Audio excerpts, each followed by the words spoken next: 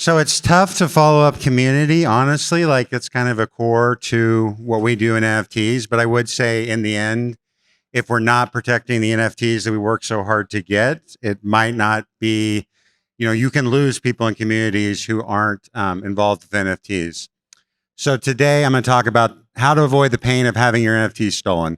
We will be realistic that this is probably not going to be the one thing that solves for all your security for your NFTs forever and ever. But I think there's a few things that you can do that can be helpful to resolve. So real briefly, I was early to crypto. I'm highly security focused. Most of that came because I was trying to figure out how to secure Bitcoin in 2014 in the first bull run. And literally I had it in like a password protected wallet that was kind of like email. Like we didn't have hardware wallets then. So I worked in Armory and some of the early paper wallets to figure out how to protect my crypto. And as part of that, that's really why I started focus on security. I'm also an artist and collector. I'm always learning. I'm a founder of New Wave Surf Club. We literally do security classes all around the web. I did about 60 last year. So we really try to focus on security. So we have 10 minutes. So it's not going to be comprehensive, but I'm hoping a few of these things will be representative. You can get something out of it, whether you're new or you've been in this space for a while. So our big four today, number one, never share your seed phrase with anyone. Most of us are pretty familiar with it. I'm not going to get into it, but that literally means don't put it online. Don't put it in your LastPass locker. I'm getting a lot of that. I put it in my LastPass locker. You're not putting it online in any way whatsoever. Number two, we're diversifying our wallets. The basic core is you have a wallet you mint new projects from.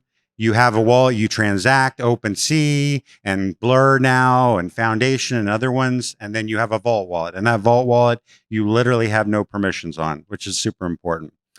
We're looking at what are signing and are approving. Most thefts that happen in this space happen on that blockchain screen. So if you're a MetaMask user on Ethereum, literally when you go and say approve, that's where it happens. So you might have somebody telling you, get this cool derivative. No matter where it is, that's where most of the thefts happen. So we have to be aware.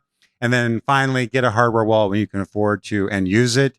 If you could afford to attend this conference, maybe you got a ticket for free. I would say there's a high probability you have the means to pay $100 for a hardware wallet. And if you come out of this conference just picking up that, it's going to solve for a lot of issues. It doesn't solve for all the theft in this space, but it solves enough that it's worth doing, and it's worth doing early. So we're talking about the most important screen NFTs. I already talked about it a bit, but literally when you're interacting with MetaMask, this is where most of the thefts happen. Most of the social engineering in this space, whether it's Twitter @mention spam, whether it's your favorite Discord happened to get hacked and there was a bot in there and suddenly it's saying, hey, you're wonderful. Like any of these people up here, you're part of our community. You're doing wonderful things. We're doing this surprise mint. You go to do the surprise mint, and rather than minting, which is what this particular transaction is, you get screens that are like a signature approval that's questionable or approval to access your NFTs. So we're going to talk briefly about types of wallet transactions. The three we're going to talk about, there are many, but are sign, mint, and approve. So signing is generally, when we do things with signing, we're proving wallet ownership. So if you have had an OpenSea account and you have ever added an avatar, you want it to represent your account. If you make that change, OpenSea wants you to sign something to say you own that wallet. It's kind of the basis of the blockchain. You're not making any blockchain changes. You're just literally saying, hey, OpenSea, I actually manage this. I have the keys to this account, and thus I want to change something. If you ever sell something, that also happens as well. So the other part of signing is changing existing contract permissions. If you go to sell something on OpenSea, we'll get to it, but you'll do an approval. If you want to sell something else from that same collection, OpenSea, Blur, and others are going to want a signature approval to change the contract you've already approved, add another one in.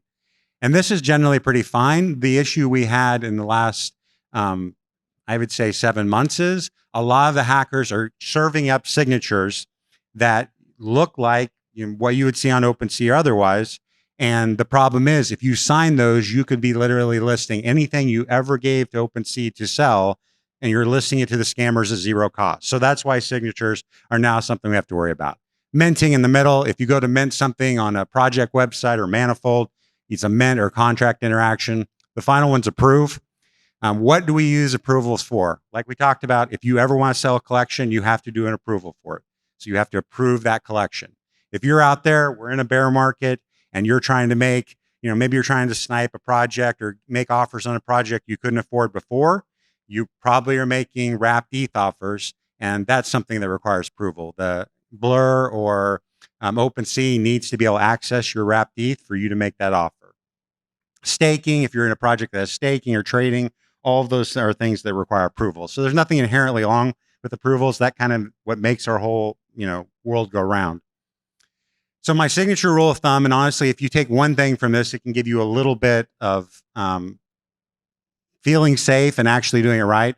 Plain text signatures are safe to sign. If you look at this, this particular one in the message body we have right here, it's all plain text. If there's a URL there, that's fine. And you'll have a wallet section, and you'll have a nonce, which is the timing. But literally the message body, if that is a plain text, human readable to you and me, you're fine signing those. That just says, I own this account. I'm approving it. You'll have a wallet address that has literally a wallet.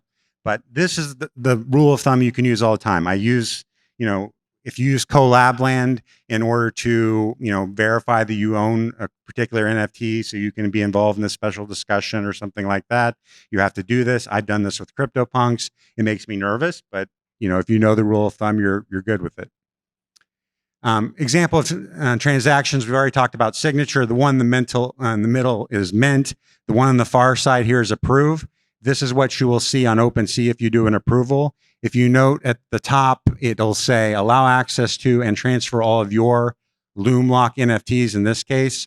Literally, collections are specific collections. So you're never approving all of them, you're approving specific ones. And so you're fine to do this one if you were trying to sell WASIs, which is Loomlock NFT. You wouldn't be fine with it if you were going to mint somewhere and instead this is what showed up, because someone could be trying to take all your NFTs. What you don't want to see when minting, and obviously I formatted this slide super well. So if you look all the way on the left, this is a signature transaction. So if the rule of thumb is you're fine signing any message that has plain text in the message, this is the opposite. If you look at the bottom underneath the warning symbol, there's a message, and the message is a hex string. So it looks very much like a wallet address, but essentially that can be instructions to any contract you've ever approved to make changes. So if you've listed stuff on OpenSea and you go to mint somewhere and you sign this instead, that message literally could be, hey, take everything I ever listed on OpenSea, all collections, and list them to the scammer at zero cost. This is what happens when we see people lose tons of NFTs at once. It's a signature transaction. In the middle is safe transfer. If you end up transferring NFTs, this is what you should see. It's perfectly fine, but you don't want to be doing this when you're not trying to transfer NFTs. This is kind of where the scammers are like, we want to really insult you. We're going to make you pay the gas to move your own NFT to us. And then the final one is approve all. It's still used commonly. I will tell you now that MetaMask has changed this message slightly. So it's actually two screens. You see everything kind of above the red warning box all the way on the right. That comes up, and then you click confirm, and they actually pop it up again and say, hey, this is a risky thing you're doing. This is on OpenSea or Blur. That's fine. If you're going to mint like a derivative or some other project, this is what you would be concerned about. Okay, largely covered the four. I'm going to go over them briefly. We're never sharing our seed phase. We're diversifying your wallets. I think the easiest thing you can do is create a vault. What you're doing on that is you're sending NFTs in and you're sending NFTs out, and you're not doing anything else. You're not selling them on OpenSea. You're not doing anything. And when you do that, it really makes it a lot more protected. We're looking at what we're signing and approving. Hopefully kind of the signature thing helps you out a bit on that. And then we're getting a hardware wallet when we can afford to and use it. And I have a minute and a half left. And so if there's any questions, I'm happy to answer them. Sir.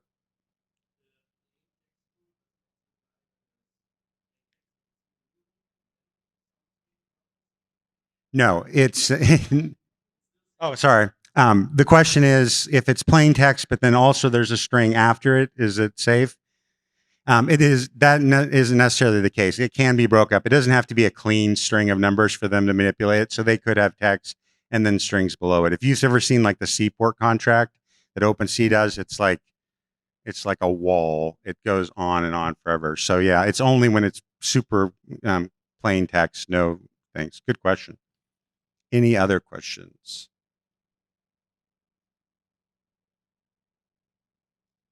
Sir?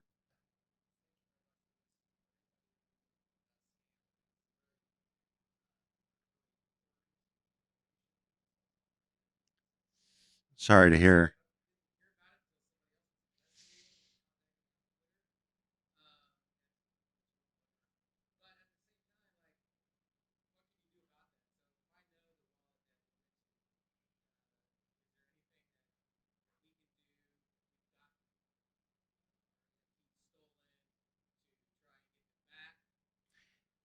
The question is, this gentleman had NFT stolen. Very sorry about that. Is there anything we can do afterwards? The problem with this space is there's kind of no takebacks. So literally, there's not really much that can be done. Some scammers will say, "Hey, I can help you out." So they will literally do another wave of like, "Hey, I can help you." You probably have seen that, and we're particularly vulnerable then, right? We just lost a ton of stuff that's valuable, and they're trying to scam us again. Education's key. New Wave Surf Club, we do free classes. We're doing a couple of the weeks following this in our Discord. We also take it to other projects. So if you're in projects that are interested and have security classes come in, reach out to me. You're welcome to do it. Also, Boring Security, I'm a contributor there. Feld and Quit. They've been running security classes for free for almost a year now, and they're supported by the Ape DAO. So there is some DAOs out there who are contributing. Education, and then we have things like Delegate Cash and technology solutions that are starting to come, but it's not an absolute fix. But I'm hopeful maybe by the next kind of bull run, maybe we'll have a few more technology solutions. We're not there yet. That's a good question. Thank you so much. And if we can have a round of applause for Papa.